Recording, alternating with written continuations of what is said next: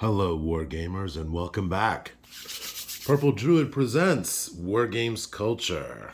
Tonight, I'm working on some minis. We're going to do some painting, but I'd also like to share with you some ideas that I have coming up.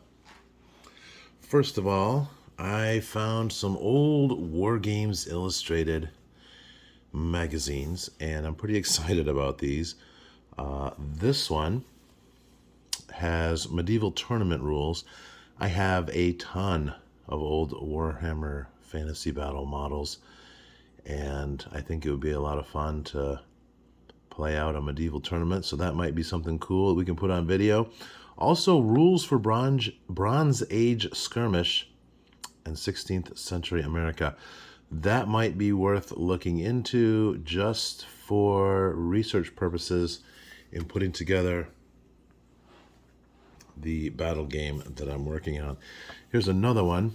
This one has an American Civil War scenario and an Arthurian campaign system. Campaign system. That is something else that we're working on in the background here. So pretty relevant, I think. And then I managed to find actually three that run in a row, 241, 242, and 243.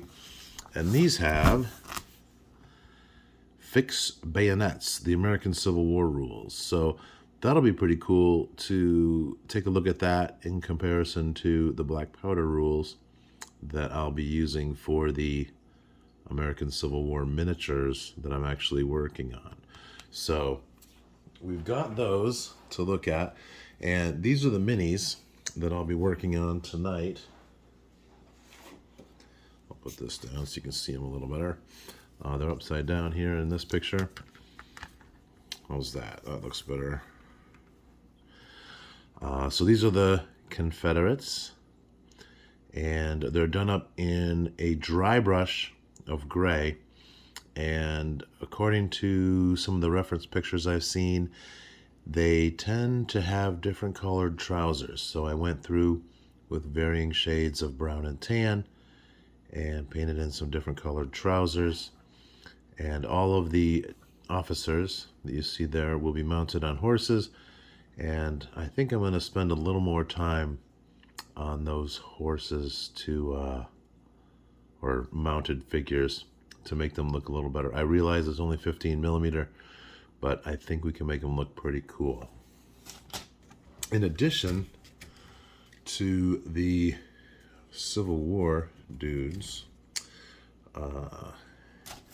here's some more Union troops. I tried this also in the same dry brush method with the dark blue and then the light blue for their trousers. I think this looks pretty good, especially out at arm's length. This is going to look good. So again, one of the things we're going to do with these is I'm actually going to paint. I have 24 of these sprues, so I'm going to break them up into 3 groups, and I'll do a blue for the Union, gray for the Confederates, and then I'm going to do up a group in red, and that will be for the imaginary Imperials or what have you, and that way we can have some multiple battles and do some different things. I also picked up a few of these sprues of the French and British cavalry for the Warlord Games Waterloo epic battle set. And I've been having a lot of fun with these horses. They are challenging to paint, to say the least. But what I'm going to do is, once again, paint them up in blues and grays and reds. So I'll have 3 forces. And the cavalry here will be a little fancier. Obviously, they're more upper class, high society types in the cavalry here. We do have some more cannons. And I think that this will be a lot of fun and will allow us to play the aforementioned campaign rules that we've been looking at. Now, for the campaign rules, the first thing I'm doing is I'm going through Tony Bath's book on setting up a Wargames campaign in the ancient world with the example of his Hyborian campaign. I will also be looking at the solo campaign guide by William Sylvester. And I just got this in the mail the other day. Very exciting. Hellfire Campaigns by Jim Webster. The Universe at Your Feet.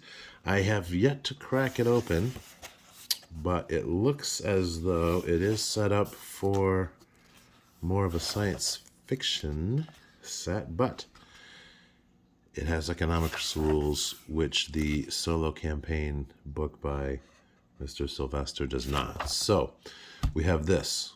We have Sylvester's book. We have Tony Bath's book.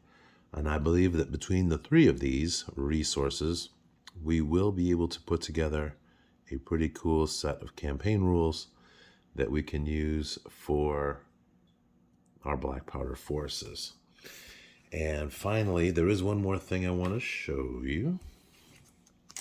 And let's get something for a darker background. Maybe that's not so painted up. I found these on Amazon. These are actually replacement pieces for a board game, and they are pretty close in size and scale to the actual Warlord Games minis, as you can see here. So I have some cavalry pieces, I have some infantry pieces, and there are also some cannons that are unmanned, but you know, a cannon is a cannon. And so I think I'm going to base these up individually, and then we can use these for kind of a black powder skirmish rules, of which we've got the 1 hour skirmish games and various other skirmish rules that we can take a look at, all of which will be in service to putting together the mass combat rules that I'm working on that should be available by the end of the year, which I hope to be able to accommodate not only skirmish games and mass combat with actual miniatures, but to be able to use these same rules on a paper map and for theater of the mind, so that they can be easily dropped into any role-playing game campaign. So those are the things. That's the news for this Miniature Monday. Thanks for watching, and I look forward to seeing your comments down below, and have a great evening.